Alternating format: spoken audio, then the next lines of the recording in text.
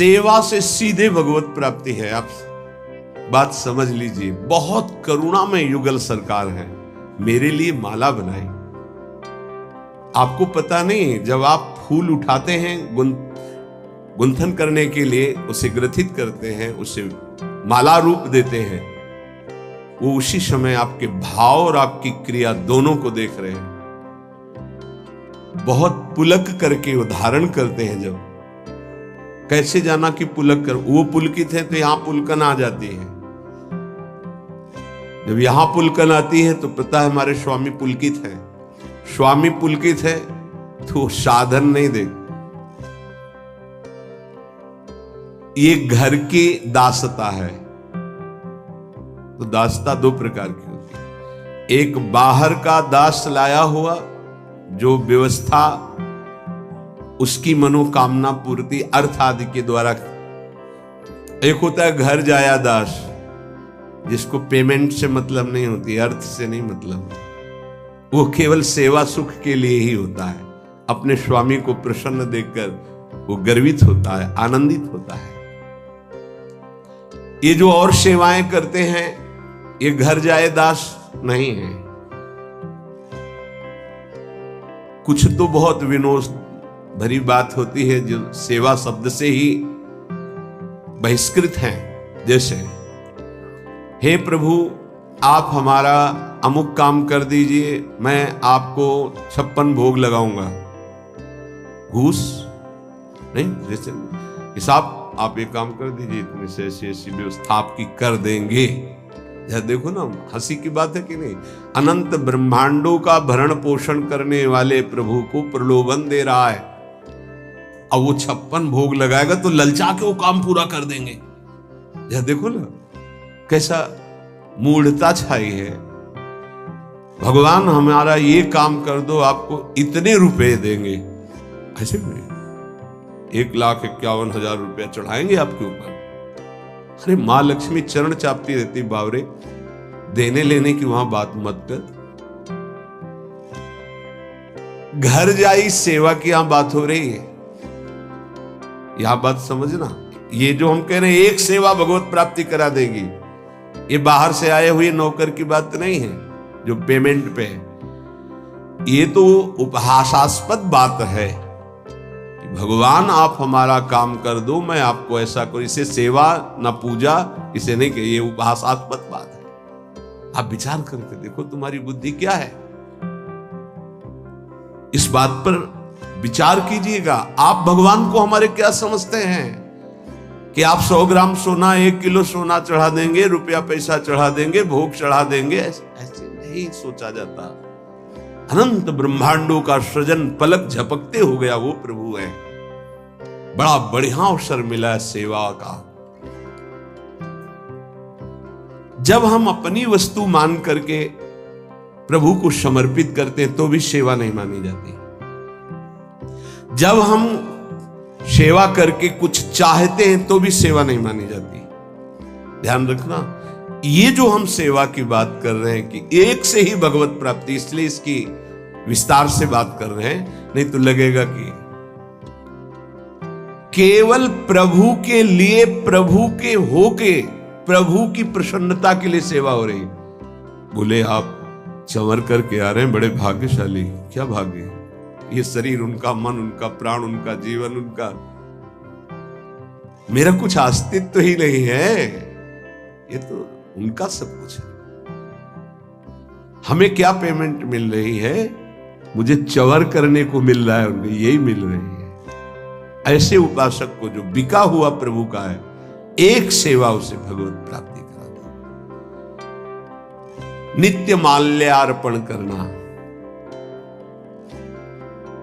ये हमारे वृंदावन का एक पुष्प और 1 करोड़ का बाहर से लाया हुआ पुष्प समानता नहीं कर सकता। ध्यान रखना, बाहर से 1 करोड़ का पुष्प मंगाओ, वृंदावन की किसी लता का एक पुष्प, तो जो हमारे प्रियालाल वृंदावन के एक पुष्प से प्रसन्न होंगे, वो बाहर के 1 करोड़ से नहीं होने आते। हो रंग बिरंगे बड़े महंगे महंगे फूल, वो हमारे प्रियालाल को पसंद नहीं।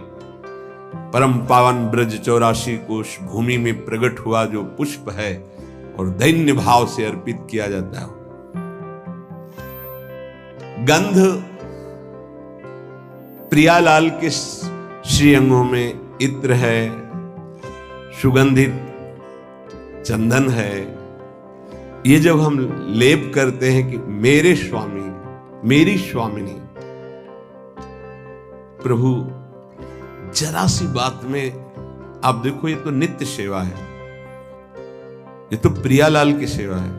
मथुरा पधारते हैं सरकार, वहां कुबरी उस चंदन की सेवा कंस की करती थी, राज दरबार में चंदन पेश कर। भगवान ने कहा मुझे चंदन देगी, उसकी कोई श्रद्धा नहीं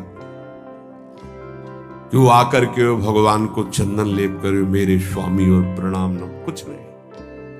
चंदन कहां ले जा रही है? महाराज कंस के, ये चंदन मुझे देगी। देखा, बहुत सुंदर, हाँ तुम पुरुष भूषण हो, बहुत सुंदर हो।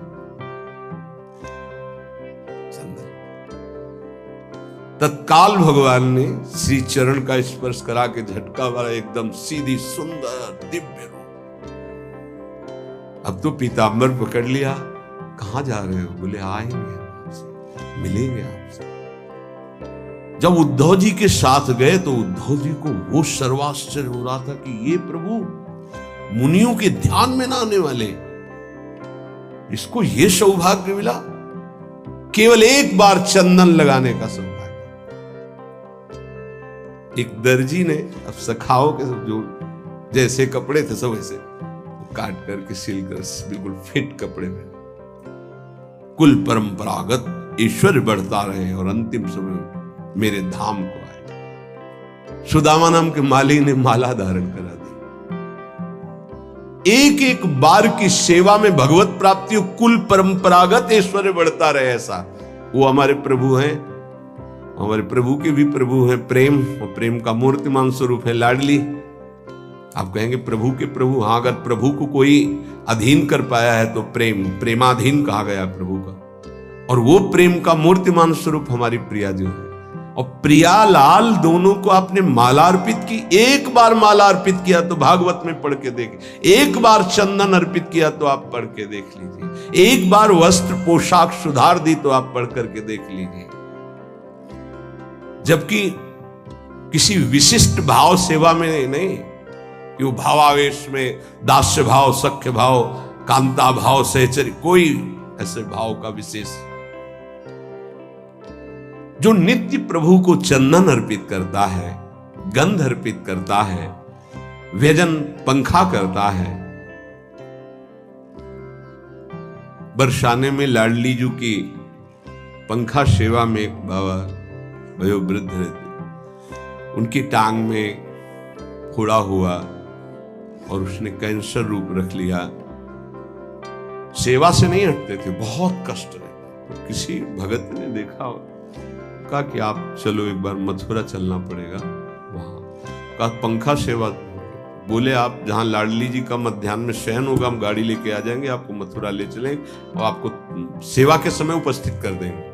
तो राजी। जब आज डॉक्टर को देखा तो कहा पैर कटेगा, ये ठीक तो होने वाला है नहीं। उनका नहीं, फिर हम श्री जी के पास नहीं जा पाएंगे, पंखा नहीं कर पाएंगे, नहीं, हम मरेंगे बस श्री जी के सेवा करते करते, ये सब नहीं करें, कोई दवा नहीं, हमें छोड़ा, श्री जी के पास छोड़ दे पंखा। रात्रि में जब श्री जी शयन करती तो बाहर हो, तंद्रा से आई, लाडली जो आई, बाबा तो को कहां पीड़ा है? देख बाबा, खड़े होके देख, कोई पीड़ा नहीं तेरा। चेतना आई, खड़े हुए, एकदम फिट, कहीं कोई कष्ट नहीं। कर तुम अकर तुम अन्यथा कर तुम, स्वामिनी की सेवा में जो रत है, सच्ची बात है। ये तो उनका लीला विलास है कि पांच भौतिक नाशवान शरीरों की भक्तों में पीड़ा देखी जाती है। वो केवल बाहरी, आंतरिक जो महासुख मिलता है उसको कौन देख पाता है? तांबूल दानम। श्री स्वामिनी जी को ये अपनी सेवा पद्धति में है, भोग पवाया, आचमन कराया और पान की बीड़ी युगल सरकार को अर्पित की। मृदु मधुर पाद संवाहनम। जब हम श्री जी को शयन करा रहे हैं, ऊपर से वस्त्रावेष्टित किया, भाव में से प्रियाजू के चरण चाप रहे, लालजू के चरण चाप रहे। आपको लग रहा है कि खिलवाड़ हो रहा है, इसी से अधीन हो जाएंगे वो।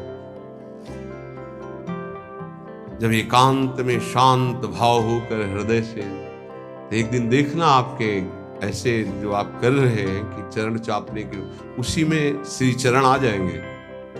सत्य वस्तु प्रभु है, कोई कल्पना नहीं है। मृदु मृदु पाद संवाहनम।